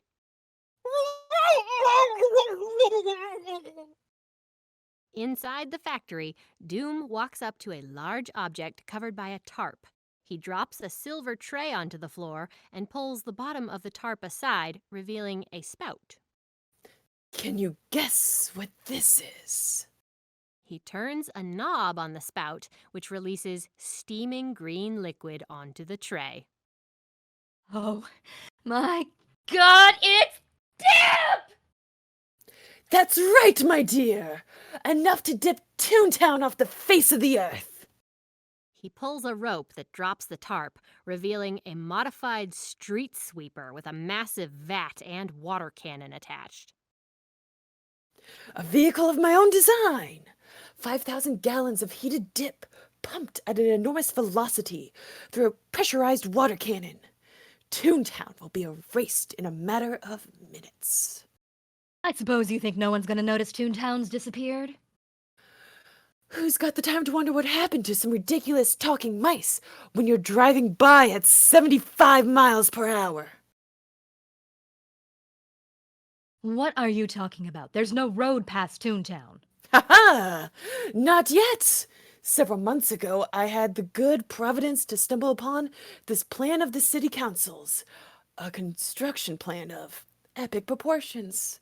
They're calling it a freeway. Freeway? What the hell's a freeway? 8 lanes of shimmering cement running from here to Pasadena. Smooth, safe, fast. Traffic jams will be a thing of the past. So that's why you killed Acme and Maroon? For this freeway? I don't get it. Oh, of course not. You lack vision. I see a place where people can get on and off the freeway. On and off and on, all day and all night. Soon, where Toontown once stood will be a string of gas stations, inexpensive motels, restaurants that serve rapidly prepared food, tire salons, automobile dealerships, and wonderful, wonderful billboards, reaching as far as the eye can see. My God, it'll be beautiful. Come on. Nobody's gonna drive this lousy freeway when they can take the red car for a nickel. Oh, they'll drive. They'll have to. You see, I bought the red car so I can dismantle it. A rumbling sound is heard. What the? The manhole one of the weasels is standing on shoots into the air as a geyser of water bursts out of it, along with Roger. The weasel clutches onto a net full of bricks hung from the ceiling while Roger falls, screaming, to the ground, but lands gracefully and points his gun at Doom. Okay, nobody move! All right, weasels, grab some sky or I let the judge have it. You heard me. I said drop it. Roger, darling. Yes, it's me, my dearest. I'd love to embrace you, but first I have to satisfy my sense of moral outrage. Put that gun down, you buck-toothed fool! That's it, Doom. Give me another excuse to pump you full of lead. Thought you could get away with it, didn't ya? Ha! We Toons may act idiotic, but we're not stupid. We demand justice. Why, the real meaning of the word probably hits you like a ton of bricks. The weasel above cuts the bricks loose and they fall directly onto Roger. He pops his head out of the brick pile in a daze with stars circling around his head. Roger, say something. Look, stars. Ready when you are, Raoul. Tie the lovebirds together. Put them up on that hook. Use that escape-proof toon rope. Time to kill the rabbit. Roger and Jessica are restrained and lifted into the air on a hook in front of the wall leading to Toontown. Oh, Roger, you were magnificent. Was I really? Better than Goofy. One of the weasels climbs into the driver's seat of the dip machine and revs it up. Roger, darling, I want you to know I love you. I love you more than any woman's ever loved a rabbit. It's over, Mr. Valiant! Doom begins walking away, but slips on the glass eyes and falls on his back. Valiant attempts to sneak up on one of the weasels as they laugh at their boss's misfortune, but Doom looks up in time, covering his right eye with his hand. Look out, you fools! The weasel turns and points his gun at Eddie. Not so fast. One of these days, you idiots are going to laugh yourselves to death. Shall I repose of him right now, boss? Let him watch his toon friends get dipped.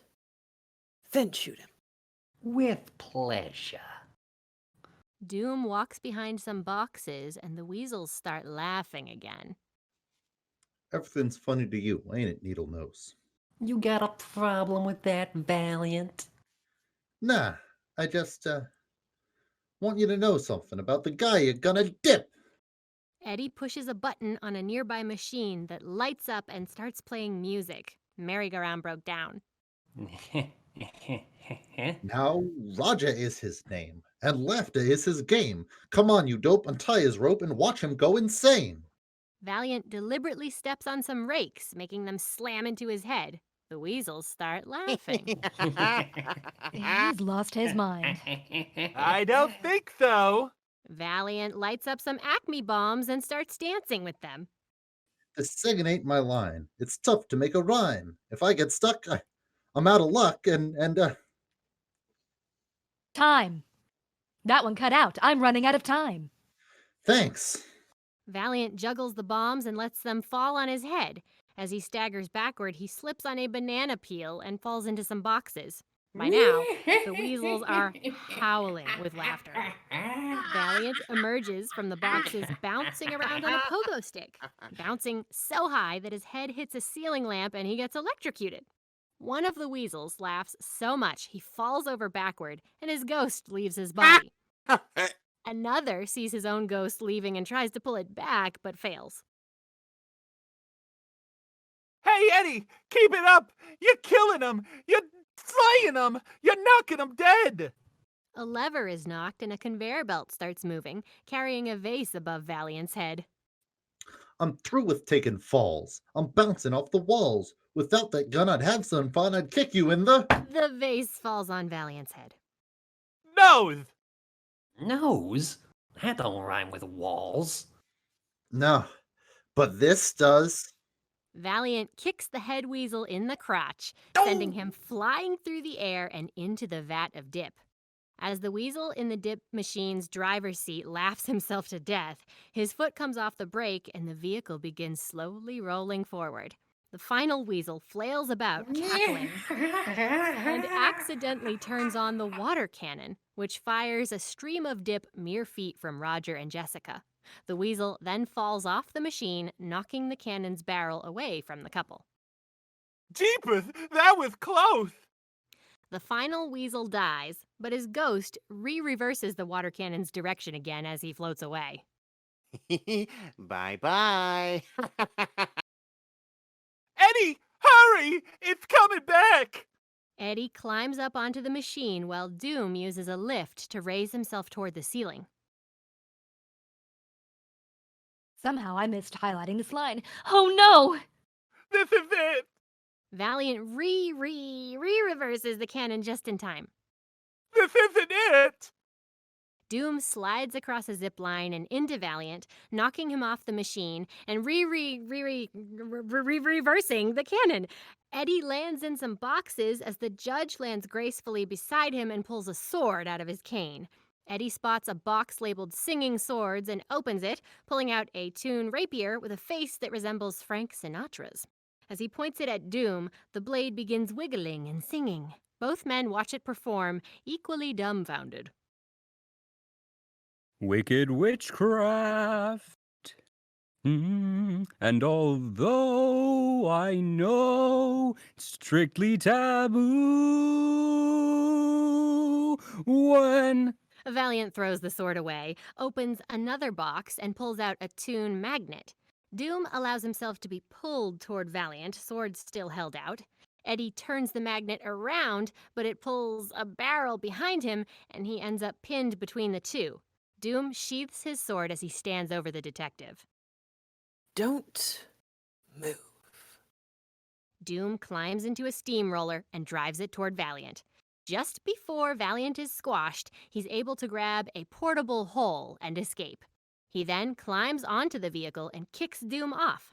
Eddie jumps down and swings at the judge, but is parried. He grabs a tub full of glue and tries again, but Doom simply grabs the tub and tosses Eddie toward the still advancing steamroller. Valiant blocks a punch from Doom with the tub, and Doom's fist goes straight through it. Doom shakes the container off and punches again, but misses and gets his glue-covered fist stuck to the roller. Meanwhile, the dip cannon's stream is inching closer to Roger and Jessica. Oh no! Doom steps back to try and free himself, but treads in a puddle of the stuff on the floor. He's able to pull his foot free and presses it against the roller with enough force to free his hand, but now his foot is stuck instead. Come on, Eddie! Quit playing around! Please! Valiant turns off the dip machine's engine and cannon right before the stream hits Roger. Whew, I wasn't worried. Were you?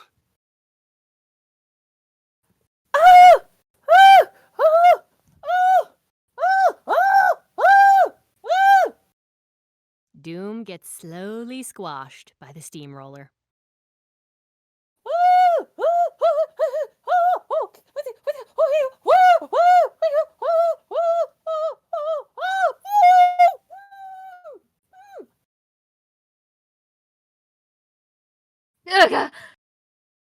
Eddie, look! As the steamroller continues forward, Doom's flattened body peels itself off the ground. Holy smoke! He's a toon! Surprised? Not really. That lame brain freeway idea could only be cooked up by a toon. Not just any tune. The two-dimensional Doom staggers toward a gas cylinder and reinflates himself. As he does, glass eyes pop out of his skull, revealing red ones beneath them. Remember me, Eddie? When I killed your brother, I talked just like this! Doom's eyes turn into red-tipped switchblades for a moment, and he leaps at Valiant using springs in his heels. Jumpin' jeepers! Doom knocks Valiant to the ground and starts up the dip machine's engine and cannon again. Oh my goodness. Oh no.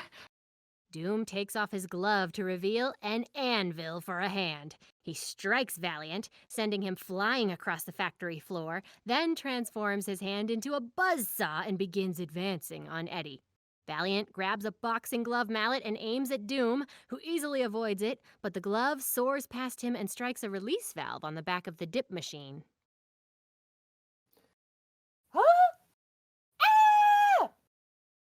Doom's eyes bug out as a torrent of dip hits him square in the chest and knocks him over. On the other side of the machine, Roger holds Jessica in his arms as the cannon's spray closes in on them. Goodbye, my darling. Goodbye. Ah! The level of dip in the machine rapidly falls and the cannon's stream dies out. Oh, I think I'm gonna faint.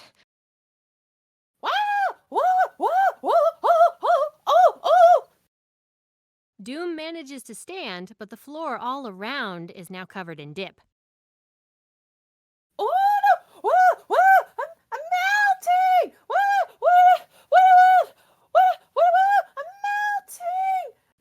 melting! Oh no! Judge Doom is gone, but the dip machine continues moving steadily towards Roger and Jessica. Eddie! Do something! Hurry up, Eddie! Don't forget us! Valiant presses a button, and the hook suspending Roger and Jessica moves out of the way of the encroaching vehicle just before it crashes through the factory wall.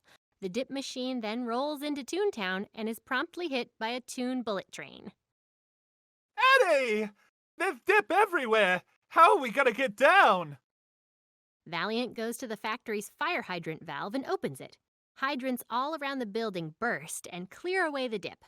Once the last of the green fluid is washed down the drain, Eddie helps Roger and Jessica down.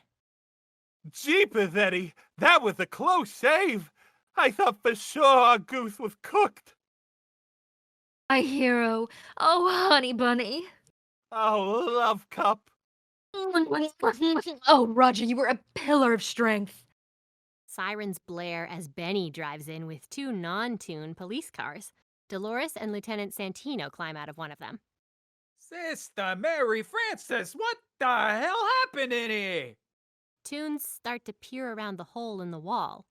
Ooh, I've been a cab for 37 years and I ain't never seen a mess like this. What was that? A rubber mask? This is the rope from the safe that was dropped on Acme. I think your lab boys will find the paint's a perfect match.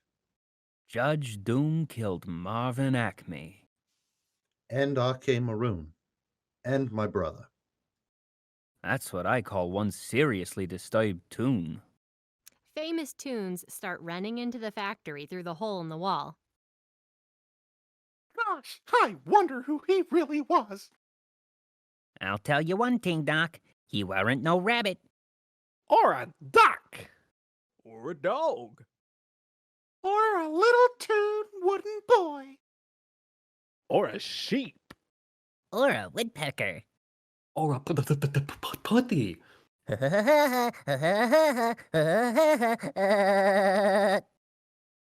Dolores notices a large splot on Eddie's shirt. What's that? What is that? It's ink. That goof Acme squirted me with some the other night. But why it's coming out now, I don't know. Here's your answer, Eddie. Acme disappearing, reappearing ink. Boy, that Acme. What a genius. Baby Herman steps out of the crowd. Applesauce. If he was such a genius, why didn't he leave us his will where we could actually find it? Without it, we're just going to be waiting for another developer's wrecking ball. Roger. Yeah? Roger, that love letter you wrote your wife in the Ink and Paint Club. Why don't you read it to her now? Sure, Eddie. Dear Jessica, how do I love thee? Let me count the ways. Additional words start appearing on the letter. I, Marvin Acme, of sound-minded body. It's the will! Keep reading. Do hereby bequeath in perpetuity the property known as Toontown to those lovable characters, the Toons! The Toons cheer joyfully. Eddie and Dolores lean in to kiss each other, but Roger grabs Eddie just before their lips touch. Hey, Eddie! That was a pretty funny dance you did for the weasels. Do you think your days of being a sourpuss are over? Only time will tell. Yeah, well, put it there, pal. Valiant gets the business end of a hand buzzer. The Toons all go silent as Eddie pulls his hand away from Roger with a scowl. Oh, don't tell me you lost your sense of humor already. Valiant grabs Roger by the neck. Does this answer your question? Valiant gives him a big kiss on the lips, and all the Toons resume cheering. Come on, Roger, let's go home. I'll bake you a carrot cake. Roger, Jessica, Valiant, and Dolores start walking toward Toontown through the hole in the wall as the Toons begin singing. Smile, darn yes, smile. You know this whole world is a great world after all. Smile, darn yes, smile. And right away watch Lady Luck pay you a call. Things are never black as they are painted. Time for you and Joy to get acquainted. Make life worthwhile. Come on and smile, darn ya, smile.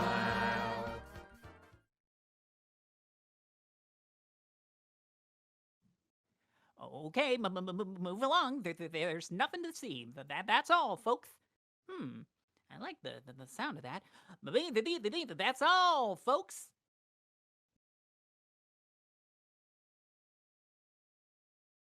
Thank you for listening to our radio drama presentation of Who Framed Roger Rabbit. Eddie Valiant was played by Sean Robert. Roger Rabbit was played by Cam Griffin. Jessica Rabbit was played by Kailey Reyes. Judge Doom was played by Mary Rivette. R.K. Maroon was played by Celeste English. Dolores, Daffy Duck, Yosemite Sam, Lena Hyena, Stupid the Weasel, Evidence, Editor, and Wolf were played by Taylor Starnes. Smartass, the head weasel, Newsreader, Mother, Tweety Bird, Gorilla, Sitter, Donald Duck, Bullet 3, Conductor, Kid 1, Sylvester the Cat, and Stretch were played by Hayes Converse.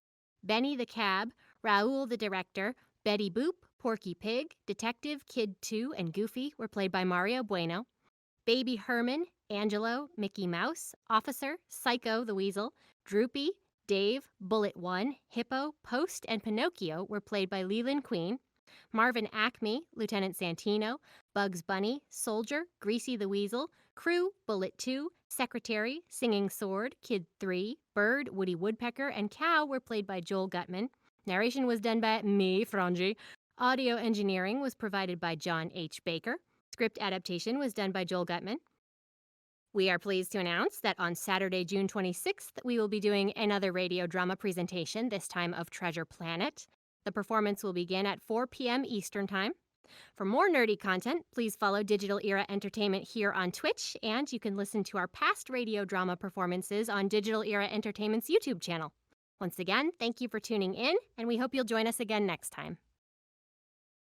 Please remember to like, share, and subscribe, and follow us across social media for updates. Thanks for watching!